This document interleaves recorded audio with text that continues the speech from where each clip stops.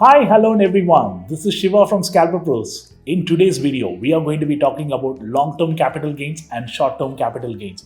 Yes, many people who entered into the market, who have made money in the last 1 year, wanted to know whether my money, whatever that I have accumulated or whatever the shares which I have sold with the profit, will I be taxed?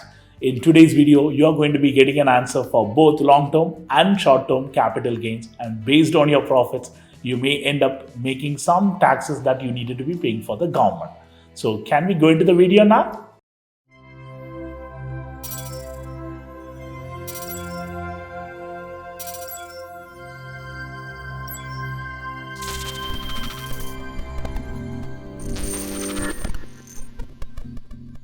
First, long-term capital gains. What is a long-term capital gains?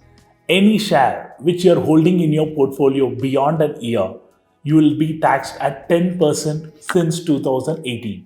Prior to 2018, if you have been holding anything which in your portfolio, you wouldn't have been paying a single penny of tax. When I say single penny of tax, imagine if you would have bought a share in 2016 for 100 rupees. By end of in 2017, that 100 rupee share would have gone to a price of 150. In that scenario, whatever the 50 rupees gain which you have got it from the market, you wouldn't be paying even a single rupee tax. But in the current scenario, when the government passed an announcement, the people who are holding the share beyond a 1 year period also needed to make a 10% capital gains. That means if the same person who would have bought it at the beginning of 2020, that is Jan 2020, you have bought a share at 100 rupees. And with the current peak where the market has almost doubled, your prices also would have doubled, wherein if your capital in case moved from 1 lakh to 2 lakh, that means your portfolio has moved from 1 lakh to 2 lakh, that means you have gained a profit of 1 lakh. For that 1 lakh, you needed to pay a tax of 10%. That means if you're holding it beyond 1 year, you would require to pay a tax of 10%.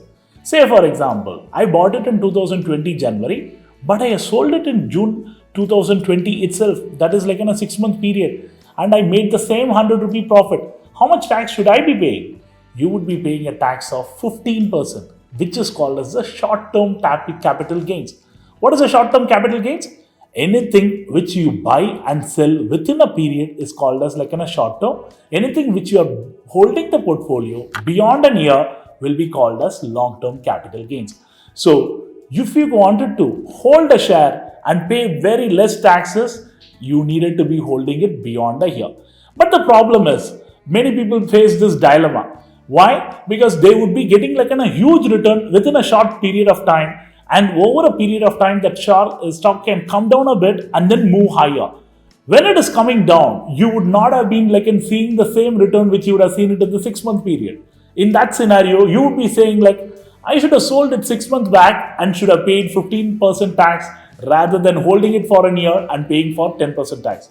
Why they say that? The reason is, imagine if you are selling it within 6 months, the stock would have moved from 100 to 200. In this scenario, you will be paying a tax of 15%, which is going to be 15,000. Imagine, after a year, the prices are coming down a bit because of global market movement, the fluctuation, the stock value is coming down a bit. If it would have come to 150, on that 150, you will be on the 50 rupees profit, you will be paying a tax of 10%. Which is almost very less compared to what you would have been paying on 15%. But your profits would have come down a lot. Here, you would be taking home a profit of 45,000 as a long-term capital winner. In that scenario, you will be gaining close to 85,000. But choosing your entry and exit and what is the tax that you wanted to pay for the government, it is all in your hands. Whether you wanted to be a long-term portfolio player or you wanted to be a short-term player, it's up to you. Based on that, you can take a call. But the most important thing is, if a stock which has been continuously giving you a momentum, which has been going on a spree, I wouldn't be an exiting and winning horse. You needed to be betting on the winning horse, but the most important thing is you need to know when you needed to exit that stock as well.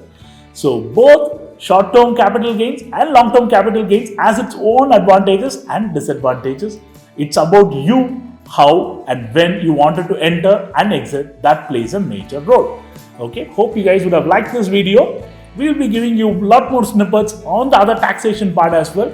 But this video will be giving a basic clue on how the long-term and short-term capital gains work. Hope you guys liked it. Do share it, subscribe it, and look forward to seeing you all in another video. Thank you.